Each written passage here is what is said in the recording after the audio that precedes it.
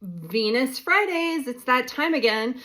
So the big event today, Friday, is Venus moved into Aquarius earlier today. So she's changing signs.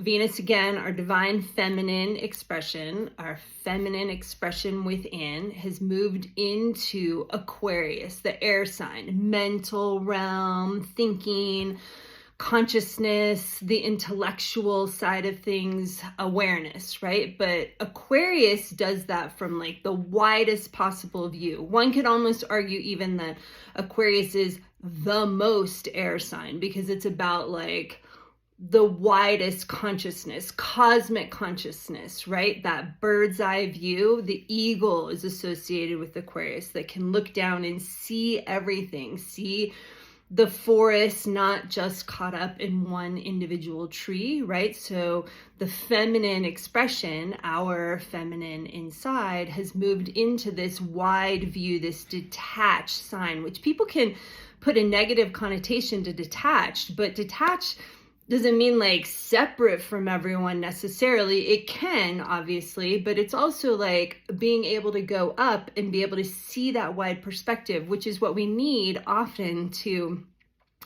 get that bigger picture so we can see what choices we need to make or what actions we need to take or what to let go of, etc. So the feminine is moved into that wider view to be able to look at and see things, right? So Aquarius in its highest vibration is all about like unity and the highest vibrations of humanity and all of us coming together in community, right? That we're all equal, the egalitarian ideals of I'm not better than you, you're not better than me, we're all in this together and together we can rise. So the feminine expression is in that sign now. So thinking about consciousness, more awareness, what epiphanies or ahas are you having around your feminine side and how to help support the feminine coming back into more of her rightful power and more of her balance in the world.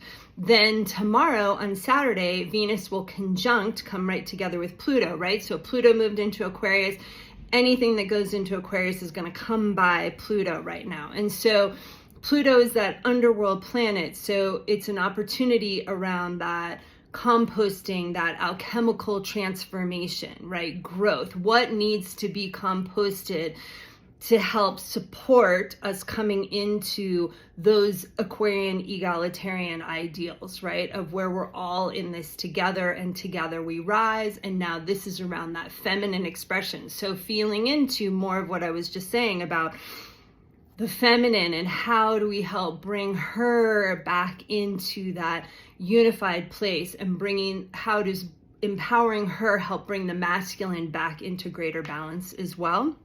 Then on Sunday, Monday, depending upon your time zone, late on Sunday Pacific time, and then for the rest of us and all the way over to Europe and beyond, it's on Monday, the sun moves into Pisces. So this is a nice combination of energies of the feminine, that being, receiving energy, moving into Aquarius, that equality focus, seeing the bigger picture. Now the sun, our light, right, our divine nature, moves into Pisces, which is the heart, right? Water sign, feeling sign, the emotional realm of things. Doesn't mean all the signs don't have emotions, but water signs are really focused in that area. And Pisces in particular is that healing, that empath that wants us to really feel our emotions and heal our wounds so that we can step into being in more unity, Aquarius, with the divine, with spirit, with our soul self. So I feel like this is a nice combination of energies for us, of the feminine coming into this equality-based sign and the sun, our light, moving into that healer sign, along with Venus moving by Pisces, right? Just a lot of opportunity to feel into and help bring more empowerment to the healing, dealing with our shadow side so that we can live in those Aquarian egalitarian ideals.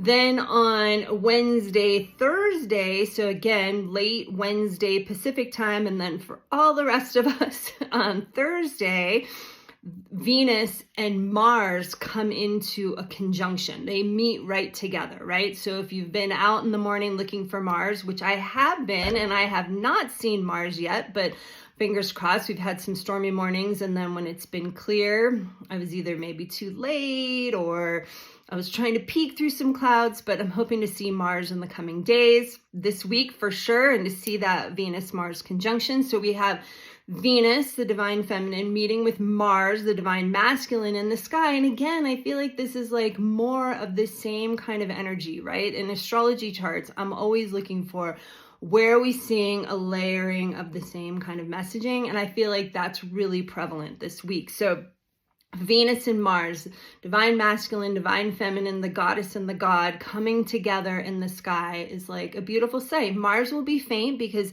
he's just leaving the light of the sun, right? Where Mars traveled on the other side of the sun and is now separated far enough that we'll be able to start seeing Mars, but very faint because Mars is not as bright as Venus, and it takes a little more time for Mars to move further from the sun to come into more brightness, but never will be as bright as Venus is, because Venus is the third brightest object in the sky after the sun and the moon. So anyways, they're coming into this conjunction opposite the moon. So the moon will touch into Pluto and Venus and Mars and the opposition. So again, the moon just brings greater energy to whatever it's in a dynamic relationship with, which is an opposition is. So it's kind of like the full moon to the Venus and Mars aspect. And so me and some of the students in Venus Alchemy have been emailing, kind of feeling into what does it mean when the moon is opposite Venus or in a square to Venus, like the first and last quarter moons and the opposition. I don't have an answer for that yet, but it's definitely something that I'm really curious about and will be leaning into more going forward with the help of some of these students in Venus Alchemy. Thanks, you guys. So how do we bring the feminine and the masculine into greater balance? I feel like that's what this Venus-Mars conjunction, it gives us an opportunity for, just to take a look at that Aquarian bird's eye view, right? They're both in Aquarius. How do we look at what, where's that balance lie within ourselves? Are we overemphasizing the masculine, which is definitely the, the predominant mindset in a patriarchal culture, right? Do we lean towards male teachers? Do we lean towards male teaching? Do we lean towards the male perspective, the doing, overdoing, active kind of a place? Or are we bringing more balance into the feminine? Are we allowing ourselves time to just be and relax and receive and be present, right? So it doesn't mean that the feminine doesn't take action, but she's present with what she's doing rather than kind of running on that hamster wheel, which is the more like shadowy side of the masculine, right? So Wednesday, Thursday is a great time, and the days before and after, right? These are huge celestial bodies, so it's not like there's just this one moment in time when you can lean into this conjunction.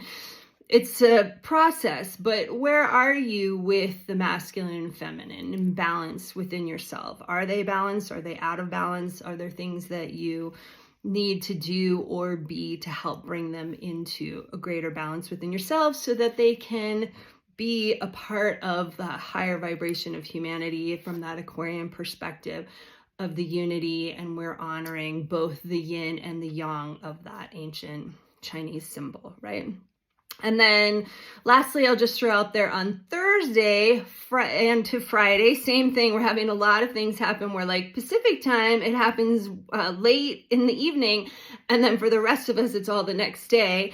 Mercury moves into Pisces as well. So our mind, our mental planet, right? Our brain, I kind of think of it as like our brain software planet, is moving into Pisces, bringing the mind down more into the heart for more of that connection, unity, feeling from that heart-based place, offering that healing and transformation that comes when we can think from our hearts, which is our greatest communicator, right? Thanks to like the Heart Math Institute, understanding that that's where we receive the most information and that's where we put out the most information. And the more that we can think from our hearts, the better we'll move through the world. And Mercury moving into Pisces is a nice opportunity and help for that. So there we are, Venus Fridays. I will make another video of where Venus moving into Aquarius happens in the sky next, and I'll release that tomorrow.